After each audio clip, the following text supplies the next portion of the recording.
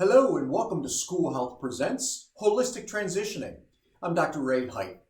We are following up from our previous video on curricular preparation with this particular video, which focuses on the creation of a video library.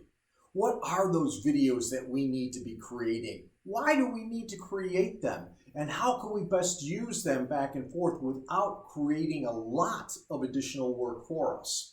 So I want to start by saying this. First and foremost, please recognize that the creation of a video library is not simply for the potential for our students to have to go back to online learning.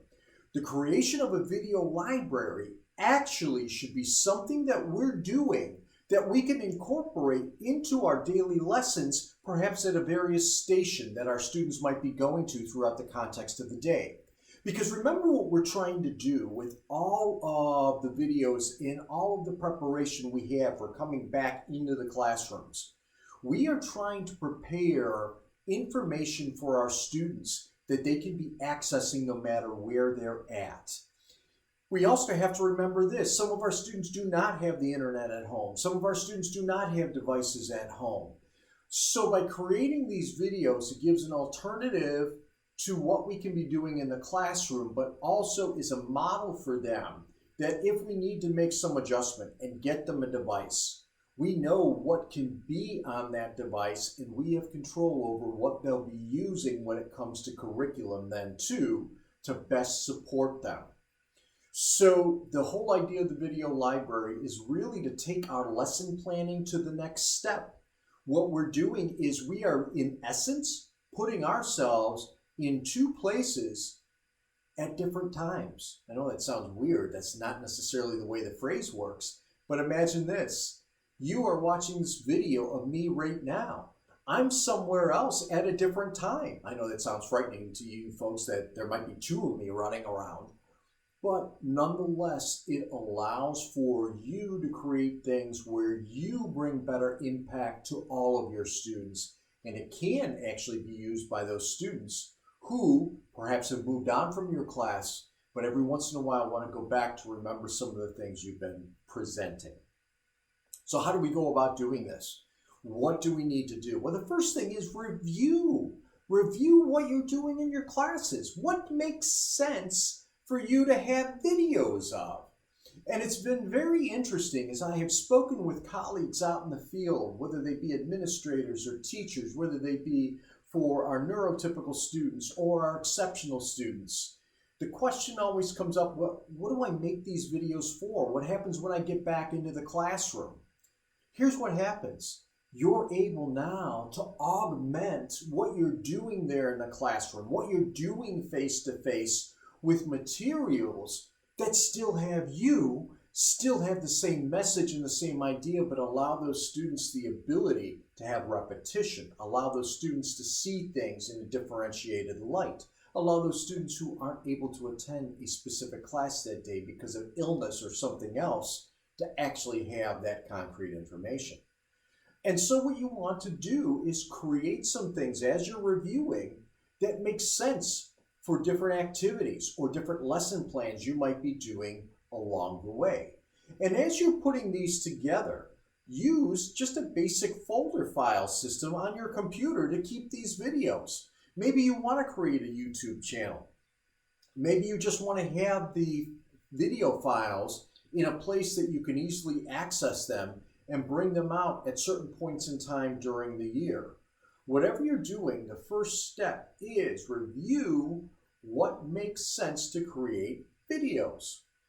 So what do I mean by that? Well, guess what? Some of you are automatically thinking, well, social skills, life skills, things like washing hands, make a video about that. Those are awesome. Don't forget, you can make videos about how to do math problems. You can make videos about how to say words. You can make videos where you're putting words together, like C, A, T, K, at, cat, and then have other pictures or other things that you bring out. So you can create these videos. Now, if you've already got some curricular videos that have been produced, take a look at those. Those are still going to be used, so you don't have to reinvent the wheel. However, what you can do is do some corollary videos that might pick up on something that hasn't been hit yet. And so that's what you want to do. So review what makes sense, review what's already out there, but how you can fill in the gaps with some of this information too. Here's the other thing that we need to recognize as we're creating videos. What if you're absent? In the good old days, what we as administrators told our teachers to do was to have that emergency lesson plan set right in your desk drawer. Well, first of all, we don't have classrooms anymore that are specific to one teacher. Maybe some of the buildings still do, and that's great. But a lot of our buildings have teachers that rotate from room to room. So what lesson plans are we going to have? Well, what having these videos does is allows you to have, in essence, lesson plans that the students can access, where you're technically still doing the teaching, even if you're out because of an illness or you're out because of a conference or some other thing that you're doing. And so that's another important reason why it is to have some of these videos that you might be creating. Some of you then have asked questions as I've been doing some of these videos.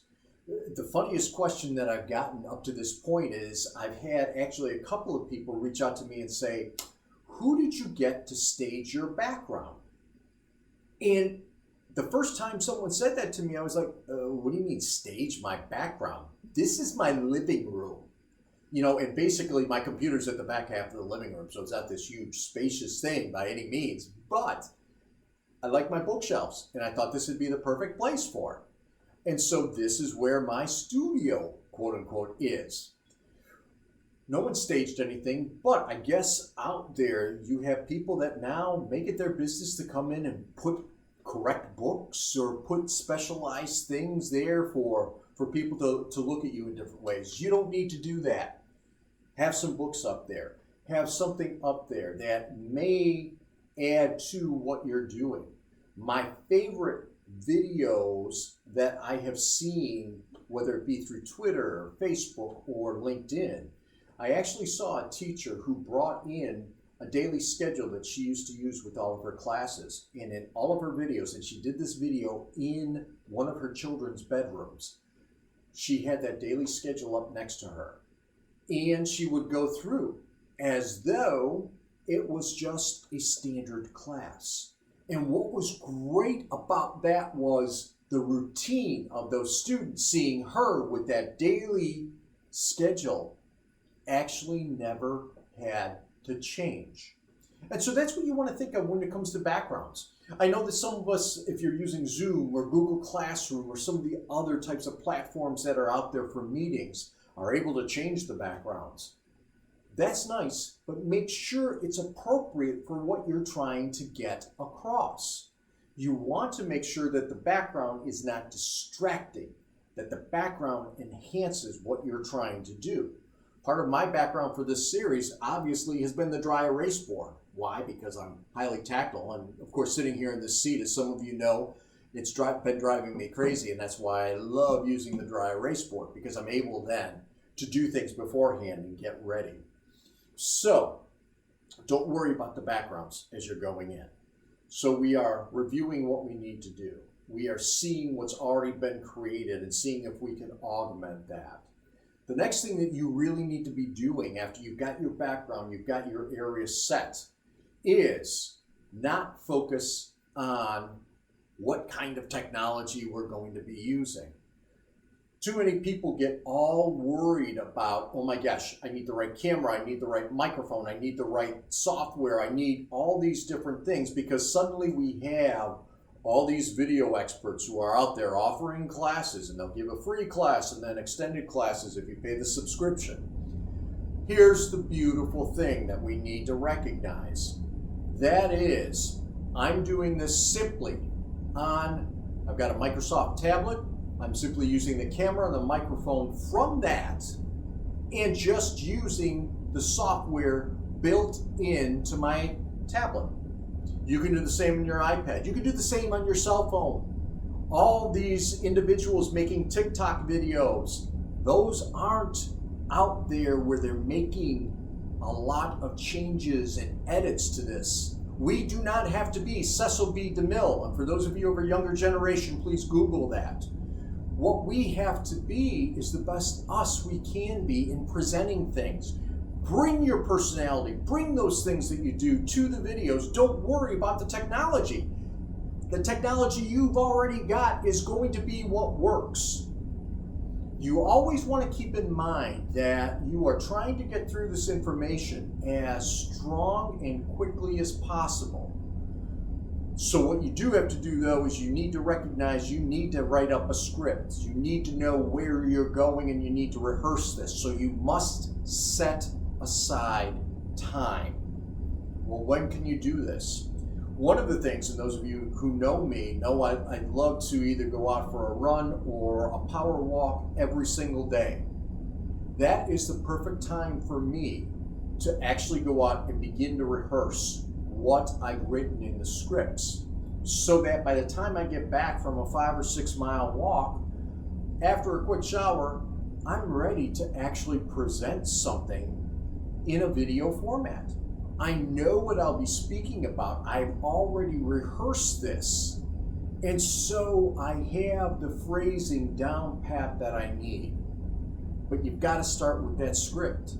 Why? Because otherwise you can go off on various tangents and then you lose track and your videos aren't as powerful as they can be.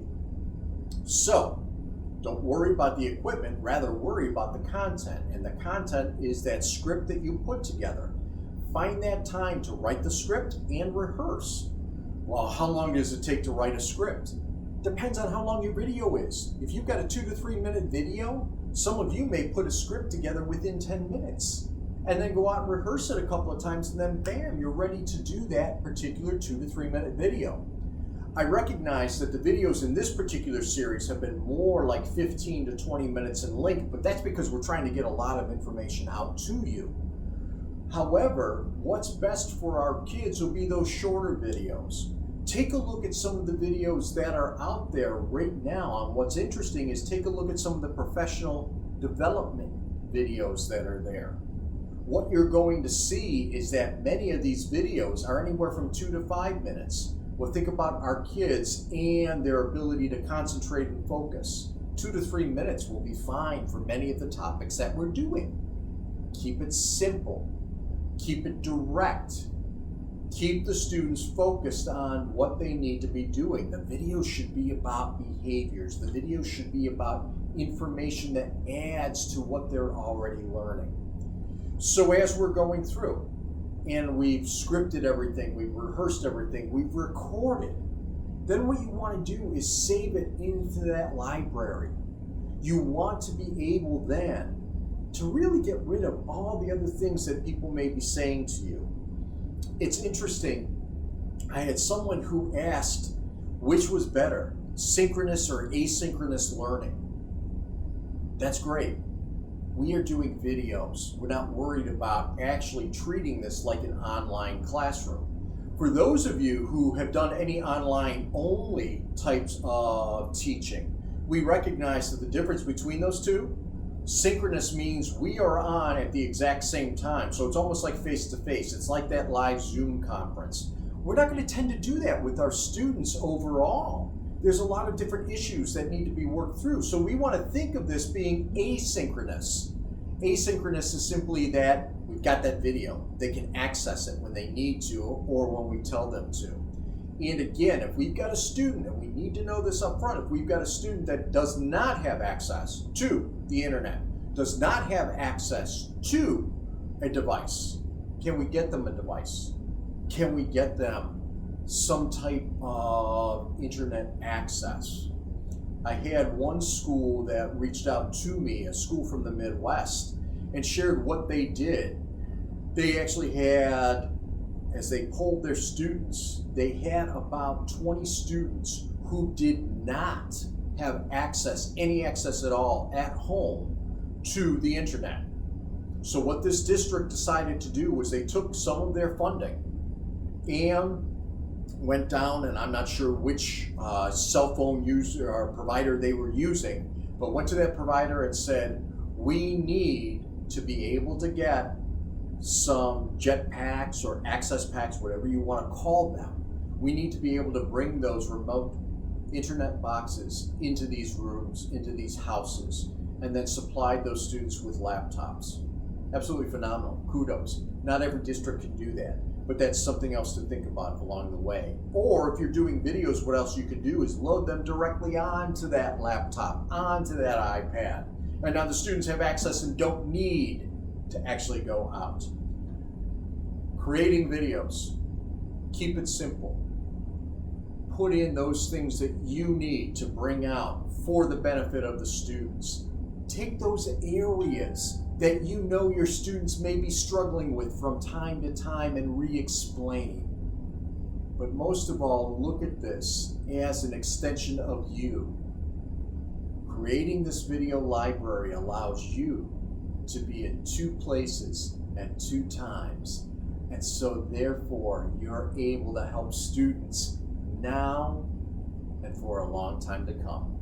I thank you for what you're doing, and I wish you continued success in all that you do.